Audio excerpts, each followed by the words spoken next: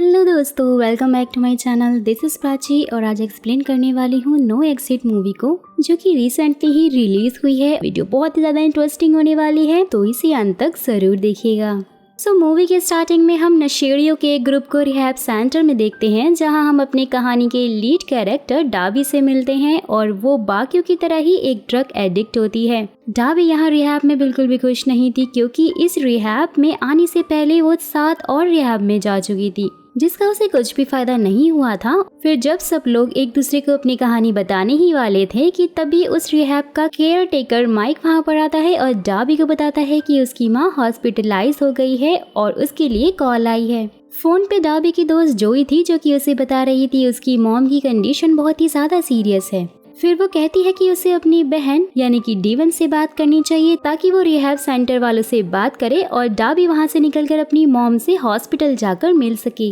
लेकिन डाबी कॉल कर ही पाती है उससे पहले माइक वहाँ पर आ जाता है और उसे अपने रूम में भेज देता है। डाबी के पास कोई फ़ोन कॉल नहीं था, क्योंकि रिहैब सेंटर में उनसे उनके सारे पर्सनल फोन्स ले लिए जाते हैं। लेकिन रात के टाइम पे डाबी रिहैब ग्रुप की एक लड़की जिसका नाम जेड है उसके पास में जाती है और उसने अपना फ़ोन छुपा कर रखा हुआ था। जहाँ वो जेड से एक फ़ोन कॉल के लिए रिक्वेस्ट करती है, जेड उसे फ़ोन दे देती है और वो अपनी बहन को कॉल करती है, लेकिन उसकी बहन उसे रिहैब सेंटर से निकालने के लिए साफ साफ इनकार कर देती है, क्योंकि वो नहीं चाहती थी कि डार्बी अपना इलाज बीच में ही छोड़ दे। फिर अपनी बहन डीवन से मदद ना मिलने के बाद डार्बी अब अपना दिमाग लगाकर रिहैब से भागने का प्लान बनाती है और रूम की वॉल से कुछ हथियार लेकर छुपते छुपाते हुए रिहैब सेंटर से बाहर निकलकर कार में जाके बैठ जाती है, जहाँ पर उसे पता चलता है कि ये कार किसी और की नहीं बल्कि माइक की है, जिसमें कि बहुत सारे ड्रग्स रखे हुए थे। देख रहे हो दोस्तों, जो नशा छुड़वा रहा है वही नशे की लत भी लगवा रहा है। वो कार को स्टार्ट करती है और वहाँ से निकल जाती है, लेकिन रास्ते में एक पुलिस वाले से बात करने पर उसे पता चलता है कि बहुत ज़्यादा बर्फ गिरने के कारण वहाँ पर आगे का रास्ता ब्लॉक हो गया है। तो अब डाबी के पास 2 ही ऑप्शन बचते थे, या तो वो वापस रिहैब चली जाए, नहीं तो वो थोड़ी दूर पर एक वेटिंग लॉन्च है, वहाँ पर जाकर सुबह तक इंतजार कर सकती है। डाबी वेटिंग लॉन्च की तरफ बढ़ती है और वहाँ बाहर उसे एक जीप और वैन पार्क दिखाई देते हैं, जिससे वो समझ आती है कि अंदर और भी लोग रुके हुए हैं। वहाँ अंदर 4 लोग थे, जिसमें से एक बूढ़ा कपल जिनका नाम एड और सैंडी है और 2 लड़के लार्श और ऐश भी थे। लार्श थोड़ा मेंटली डिस्टर्ब भी लग रहा था, उसकी हालत थोड़ी खराब लग रही थी। डाबी को ड्रग्स की बहुत तेज तलब लग रही थी। वो लॉज के ही एक वॉशरूम में जाती है, लेकिन वो खुद को ड्रग लेने से रोक लेती है और बाहर हॉल में आकर डार्बी अपनी बहन को कॉल करने की कोशिश भी कर रही होती है, लेकिन नेटवर्क ना होने की वजह से कॉल कनेक्ट ही नहीं हो पा रहा था। जहां एड उसे सलाह देता है कि यहाँ पर नेटवर्क नहीं है, लेकिन बाहर कहीं ना कहीं ढूंढने पर उसे नेटवर्क मिल ही जाएगा। फिर बाहर जाने पर डाबी को नेटवर्क तो नहीं मिलता, लेकिन थोड़ा यहाँ वहाँ घूमने पे उसे एक वैन में किसी के होने का एहसास हो जाता है। कांच पर जमी बर्फ को हटाने के बाद जैसे ही वो अंदर झांकती है तो उसके तोते ही उड़ चुके थे, क्योंकि उस वैन के अंदर एक छोटी सी बच्ची थी जिसके हाथ पैर और मुंह को बहुत ही बेरहमी से बांध कर रखा हुआ था। डाबी उस वैन के गेट को खोलने की बहुत ज़्यादा कोशिश कर रही थी, लेकिन वो उसमें नाकामयाब हो जाती है और वो अपनी स्मार्टनेस दिखाते हुए वैन के नंबर का फोटो ले लेती है, जहां उसे थोड़ा थोड़ा ये भी समझ में आ रहा था कि किडनैपर हो ना हो, उन चारों में से ही कोई एक है जो कि लॉन्च के अंदर है। वहाँ सबसे बड़ी प्रॉब्लम ये थी कि वो पुलिस को कॉल करके भी नहीं बुला सकती थी, क्योंकि नेटवर्क नहीं आ रहे थे। डाबी किसी को लॉज से बाहर आते हुए देखती है और वो सिग्नल ढूंढने का नाटक करते हुए अपनी कार में आकर बैठ जाती है। साथ ही वो अपनी सेफ्टी के लिए कार में पड़े स्क्रू ड्राइवर को अपने हाथों में ले लेती है और जैसे ही वो कार के बाहर आती है तो उसे वहाँ पर एड मिल जाता है। फिर डाबी एड को इग्नोर करते हुए वापस से लॉन्च में आती है, जहाँ गुजरते वक्त के साथ साथ डाबी की परेशानी भी बढ़ती जा रही थी, क्योंकि उसे डर था कि ठंड की वजह से कहीं वो बच्ची मर ना जाए बाहर। फिर वो सब एक दूसरे से जान पहचान करने लग जाते हैं और एड टाइम पास करने के लिए सबको पोकर खेलने के लिए बोलता है। गेम की मदद से डाबी को सबके बारे में कुछ न कुछ इन्फॉर्मेशन मिलती जा रही थी, जहां एड के बारे में पता चलता है कि उसके फादर और वो दोनों आर्मी में थे। सैंडी एक नर्स है। वहीं लार्श अपने बारे में बताता है कि वो नवादा में बेटल माउंटेन जा रहा है और डाबी समझ जाती है कि लार्श ही वो किडनैपर है, क्योंकि बाहर खड़ी वैन पर भी नवादा का ही नंबर प्लेट लगा हुआ था। यहाँ उसे लार्श की हरकतें भी कुछ अजीब सी लग रही थी। फिर किडनैपर का पता चलने के बाद डाबी वॉशरूम में जाकर पुलिस को लार्श के वैन का नंबर प्लेट के साथ साथ किडनैपिंग की सारी इन्फॉर्मेशन मैसेज से भेजने का ट्राई करती है, लेकिन नेटवर्क इशू की वजह से मैसेज सेंड ही नहीं हो पा रहा था। डाबी उसी रूम का एक रिपेयर वॉल तोड़कर लॉज के बाहर आ जाती है। वैन के पास पहुंचते ही डाबी एक आयरन कटर की मदद से वैन के गेट को काटकर फिर अंदर उस बच्चे के पास में पहुंच जाती है, लेकिन उस बच्चे को आजाद करीब आती कि उससे पहले वहां पर लार्स पहुंच जाता है और डाबी वहीं वैन में छुप जाती है। लार्स उस वैन का हीटर ऑन करके उस बच्ची से बोलता है कि वो अंकल किम के साथ बहुत ही खुश रहेगी। लार्स लॉज में वापस उस बच्ची के लिए स्नैक्स लेने के लिए जाता है कि तब डाबी उस बच्ची से बात करके उसका नाम जानती है। छोटी और मासूम सी उस बच्ची का नाम जे था। डाबी जे को उम्मीद दे रही थी कि वो उसे बचा लेगी। साथ ही जे के हाथ पर बंधे हुए पेशेंट बैंड को देखकर वो ये भी समझ जाती है कि जे बीमार है। लार्स उस वैन में वापस आए उससे पहले ही डाबी जे को आयरन कटर देकर वैन से बाहर निकल जाती है, लेकिन लार्स भी बहुत स्मार्ट था। उसने वैन के बाहर डाबी के पैरों के निशान देख लिए थे जो कि जंगल की ओर ही जा रहे थे। डाबी वापस से लॉज के वॉशरूम में आ गई थी। डाबी ऐश को लार्स की बातें बता ही रही होती है कि तभी वो भी वहाँ पर आ जाता है। लार्स को शक ना हो इसलिए डाबी ऐश को किस करने का नाटक करके लार्स को वहाँ से भगा देती है। लार्स के जाने के बाद डाबी ऐश को सब कुछ बता देती है। वहीं कंडीशन को समझने के बाद भी ऐश डाबी को जे के पास जाने के लिए बोलता है, जिससे कि लार्स भी वैन के पास आ जाए, जहाँ इस सिचुएशन का फायदा उठाकर एस एड को भी वहाँ पर ले आएगा और उसे सब कुछ बता देगा और फिर वो दोनों मिलकर उस बच्ची की हेल्प कर पाएंगे। डाबी भी उसके इस प्लान को फॉलो करते हुए वैन की ओर निकल जाती है और वहीं पड़े हुए नेल गन को भी ऐश ने उठा लिया था। वैन में पहुंचकर जब डाबी जे को फ्री कर रही होती है कि तभी जे डाबी से अपने किडनैपर्स के बारे में पूछती है, जहां डाबी ये सब कुछ सुनकर बहुत ही शॉक हो जाती है। कहानी में एक बहुत बड़ा ट्विस्ट आता है और यहाँ पर हमें ये पता चलता है कि किडनैपर एक नहीं बल्कि दो हैं। दूसरा किडनैपर कोई और नहीं बल्कि ऐश ही था। लार्स और ऐश दोनों भाई थे। वो लोग जे को अपने अंकल किम के पास में लेकर जा रहे थे और यहाँ पर ये भी समझ में आ जाता है कि जिसे हम नॉर्मल किडनैपिंग समझ रहे थे दोस्तों, वो एक ह्यूमन ट्रैफिकिंग का मामला था। दोनों भाई जे को अपने अंकल को सौंप देंगे और उनके अंकल जे को किसी और को आगे बेच देंगे। वहाँ उस मासूम छोटी बच्ची के साथ इतना कुछ हो रहा था। ये सब कुछ देख कर डाबी बहुत ही ज्यादा डर जाती है।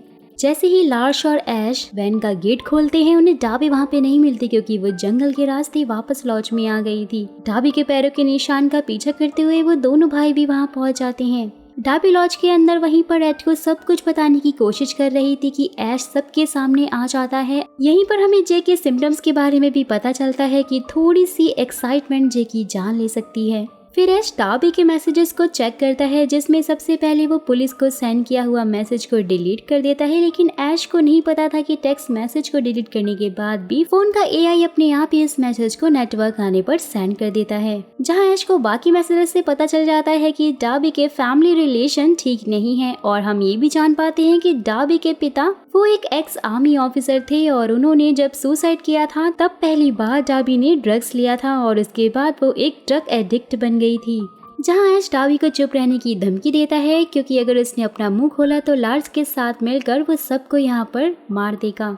जहां मजबूरन डाबी को उसकी बात सुननी पड़ जाती है कि तभी अचानक से उसके पास सैंडी आ जाती है, लेकिन डाबी सैंडी को कुछ नहीं बताती है और सब नॉर्मल होकर एक साथ में बैठ जाते हैं। जहां एड डाबी से उसके रिटायर्ड डैड के बारे में कुछ बताने के लिए बोलता है, लेकिन वो कुछ बोल ही नहीं पा रही थी, तो ऐश डाबी के डैड की सुसाइड वाली बात सबको वहां बता देता है। जहां एड और ऐश में थोड़ी बहस भी हो जाती है। वहीं फिर इन सबके बीच डाबी नोटिस करती है कि जे ने खुद को फ्री कर लिया है और वो वैन से निकलने के बाद जंगल में भाग गई है। लार्स ने जे को जंगल से भागते हुए देख लिया था, तो अब सीन ये है कि लार्स जे को ढूंढने के बहाने बाहर जाता है और वहीं डाबी भी वॉशरूम के रास्ते जे को ढूंढने वाली थी, लेकिन ऐश भी उसका पीछा कर लेता है। जहां डाबी ऐश के ऊपर हमला कर देती है, लेकिन ऐश डाबी को आसानी से ओवर पावर कर देता है। लेकिन ध्यान देने वाली बात तो ये थी कि इस लड़ाई में डाबी को ऐश के वैन की चाबी मिल जाती है। फिर लार्स उनके पास आकर बताता है कि जय उसे नहीं मिल रही है और जंगल में रहना जय के लिए बिल्कुल भी सही नहीं है, वो बहुत ही खतरनाक है।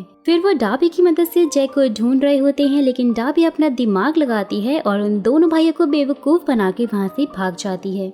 फिर ऐश गुस्से में आकर डाबी को डराने के लिए अंधेरे में ही गोली चला देता है। गोली की आवाज सुनकर एड भी समझ गया था कि बाहर कुछ न कुछ तो गड़बड़ है। फिर बाहर आने पर एड को जे बेहोश मिलती है, जिसे उठाकर वो लॉन्च के अंदर ले जाता है। वहीं सैंडी भी जे को इस हालत में देखकर बहुत ज्यादा घबरा गई थी। सैंडी जे की नर्व्स वगैरह चेक करने लग जाती है कि डाबी भी लॉन्च के अंदर आकर उन दोनों को सारी सिचुएशन और सच्चाई बता देती है। सब कुछ जानकर उन्होंने लॉन्च का गेट बंद कर दिया था। लॉन्च के बाहर दोनों भाई भी आ गए थे।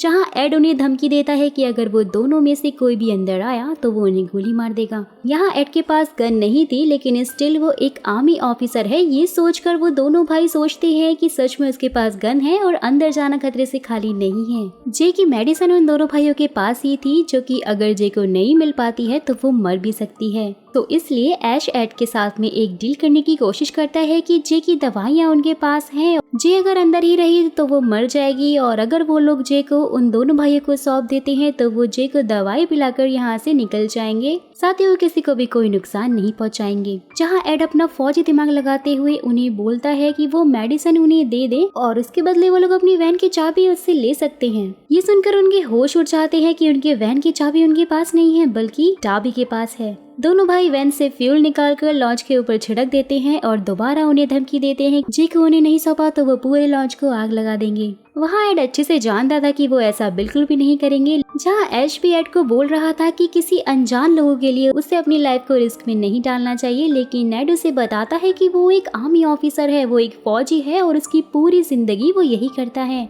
जहाँ ऐश भी समझ जाता है कि वो एक फौजी को नहीं जुगा सकता है और इसलिए वो अब सैंडी को अपनी बातों में फंसाने की कोशिश करता है, और हम देख पाते हैं कि सैंडी पर ऐश की बातों का असर भी होने लग गया था। जे को होश आ जाता है और सैंडी को देखते ही जे उसे मिसेस लॉरी के नाम से बुलाती है।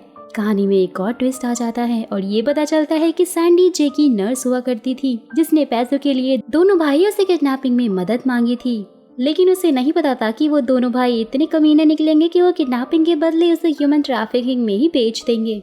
तो अब अगर आप लोग कंफ्यूज हो रहे हैं तो मैं आपको शॉर्ट में इस कहानी को थोड़ा थोड़ा जोड़कर समझा देती हूँ। हुआ ये था कि दोनों भाई जे को लेकर भाग रहे थे और तूफान में फंस गए थे, और उन्हें याद आया कि उनके पास जे की दवाइयाँ ही नहीं है, तो फिर उन्होंने सैंडी को दवाइयों के लिए कॉल किया था। सैंडी जे की दवाइयाँ लेने के लिए यहाँ पर आई हुई थी। सैंडी ने ये सब कुछ पैसों के लिए ही किया था, क्योंकि अब एड की पेंशन से उनकी जिंदगी अच्छे से नहीं कट रही थी और दोनों भाई काउंट डाउन कर रहे थे कि उन्हें जे को लौटा दिया जाएगा। फिर काउंटडाउन खत्म होते ही सैंडी चिल्लाकर दोनों भाइयों को बता देती है कि एड के पास कोई भी गन नहीं है।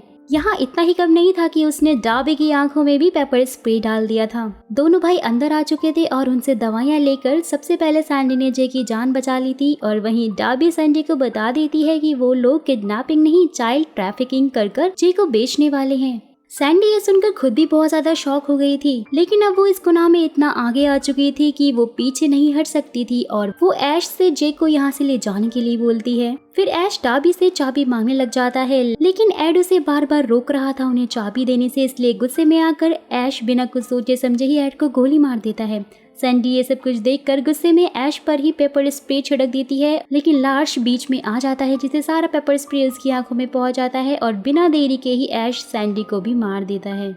जहां हमें ये बात सीखने को मिलती है गाइस कि आपके बुरे कर्मों की सजा सिर्फ आप ही नहीं आपका पूरा परिवार भुगतता है, जैसे कि बेचारे एड के साथ में हुआ। पेपर स्प्रे की वजह से लाश बहुत बुरी तरह से तड़प रहा होता है और ऐश सबसे पहले डाबी के हाथों में नेल गन से कील मारकर उसे लॉक कर देता है और फिर लाश को लेकर वॉशरूम में उसकी आंखें धोने के लिए चला जाता है। डाबी अपने हाथों से कील निकालने का पूरा कोशिश करती है, लेकिन दर्द की वजह से वो हिम्मत नहीं जुटा पा रही थी। फिर पास में रखे हुए हथौड़े को उठाने के लिए वो जे से हेल्प मांगती है, जे की हथौड़ा देते ही ऐश और लार्स वहां पर पहुंच जाते हैं। लेकिन तभी डाबी के फोन में एक मैसेज आता है जिसे पढ़ के ऐश डाबी को बताता है कि उसकी माँ की मौत हो गई है। लेकिन ऐश के होश तब उड़ते हैं जब डाबी के फोन पर पुलिस का मैसेज आता है कि वो उनकी लोकेशन के लिए निकल गए हैं, यानी कि किडनैपिंग वाला मैसेज पुलिस तक पहुंच गया था और अब वो लोग उनकी लोकेशन पर पहुंच रहे हैं। फिर ऐश डाबी को धमकी देते हुए जे के हाथों में भी कील घुसाने ही वाला था और इसलिए डाबी को मजबूरन चाबी की लोकेशन बतानी पड़ जाती है। ऐश लार्स को गन देकर उन दोनों पर नजर रखने के लिए बोलकर खुद चाबी ढूंढने के लिए चला जाता है। वहीं दूसरी तरफ डाबी ने जे को लाइट्स ऑफ करने के लिए बोल दिया था, क्योंकि उसे पता था कि लार्स जे को गोली नहीं मारेगा। जे लाइट्स ऑफ कर देती है। फिर अंधेरे का फायदा उठाकर डाबी ड्रग्स ले लेती है। ड्रग्स लेने की वजह से उसे कुछ भी महसूस नहीं हो रहा था और उसे अपने दर्द का एहसास नहीं हो रहा था, इसलिए वो बहुत हिम्मत करके हथौड़े से कील को बाहर निकाल देती है। लार्स के लाइट ऑन करते ही डाबी लार्स के ऊपर हथौड़े से हमला कर देती है। फिर ऐश चाबी लेकर हॉल में आता है और वो देखता है कि डाबी ने लार्स को गन पॉइंट करके रखा हुआ था। फिर ऐश डाबी को नेल गन से पॉइंट करते हुए उसे समझाकर सिचुएशन को संभालने की कोशिश कर ही रहा था कि तभी जे ऐश पर हमला कर देती है, जिससे नेल गन में से एक कील सीधा निकलकर लार्स के माथे पर जाकर लग जाती है कील सिर के अंदर नहीं घुसा था, इसलिए लार्स अभी भी जिंदा था। इस सिचुएशन का फायदा उठाकर डाबी और जे बाहर आ गए थे। वहीं ऐश भी लार्स को सहारा देकर बाहर लेकर जा रहा था क्योंकि पुलिस वहां आने ही वाली थी कि तभी लार्स का पैर वहीं पर पड़े हुए एड के खून के ऊपर पड़ता है और वो स्लिप होकर नीचे गिर जाता है, जिससे कि उसके सिर में लगा कील पूरा उसके अंदर घुस जाता है और वो वहीं पर मर जाता है, जहां उसे उसका कर्मा इसी जन्म में मिल जाता है। यहाँ ऐश का दिमाग पूरी तरह से सटक चुका था और बाहर आकर डाबी के कार के टायर पर वो कील मारकर पंचर कर देता है। कार क्रैश होते ही ऐश ने पूरे लॉन्च में आग लगा दिया था ताकि सारे मर्डर्स छुप सके। कि तभी वहाँ पर पुलिस भी पहुँच जाती है, जिसे देखकर ऐश नाटक करने लग जाता है कि उसकी कार का वहीं पर एक्सीडेंट हुआ है। फिर ऑफिसर्स ऐश को हाथ ऊपर करने को बोल रहा होता है, लेकिन ऐश ऑफिसर की बातों को इग्नोर कर रहा था। वहीं घायल डाबी भी आ गई थी, जहां वो ऐश के ऊपर कंधे पे गोली चला देती है। ये सब कुछ देखकर ऑफिसर्स को लगता है कि डाबी ऐश को मार रही है, जहां वो डाबी को आगे बढ़ने के लिए रोकते हैं, लेकिन वो नहीं रुकती और इसलिए ऑफिसर उसके पेट में गोली मार देते हैं। डाबी के नीचे गिरते ही ऐश उसकी गन ले लेता है और मौका गवाए बिना ही ऑफिसर को शूट कर देता है और नेल गन उठाकर सारी के लिए पुलिस ऑफिसर के शरीर में डाल देता है, जहां उस ऑफिसर की बॉडी में आयरन की मात्रा को बढ़ाने के बाद ऐश डाबी की ओर बढ़ने लग जाता है। लेकिन डाबी पहले से ही तैयार थी, जहां उसने ऐश की गर्दन में स्क्रू ड्राइवर घुसा दिया था, जिससे कि ऐश की वहीं पे मौत हो जाती है। डाबी ने जे को बचा लिया था और उसने पुलिस के वॉकी टॉकी से भी हेल्प बुला ली थी। डाबी की कंडीशन को देखकर ऐसा लग रहा था कि वो नहीं बच पाएगी, लेकिन नेक्स्ट सीन में हम उसे रिहैब सेंटर में देखते हैं, जहां अब वो अच्छे से रिकवर हो रही थी। यहाँ इस एक इंसिडेंट की वजह से डाबी के बिगड़े हुए रिश्ते भी अब ठीक होने लग गए थे, क्योंकि उसकी खुद की बहन डेवन उससे मिलने के लिए वहाँ पर आई थी। तो गाइस, यहीं पर इस सुपर थ्रिलर मूवी का खात्मा हो जाता है। तो आपको इस मूवी के ट्विस्ट एंड टर्न कैसे लगे मुझे कमेंट में जरूर बताइएगा। साथ ही जो नए लोग हैं और चैनल पे पहली बार आए हैं और ऐसी ही इंटरेस्टिंग वीडियोस का लुत्फ उठाना चाहते हैं तो फटाक से चैनल को सब्सक्राइब कर दीजिएगा।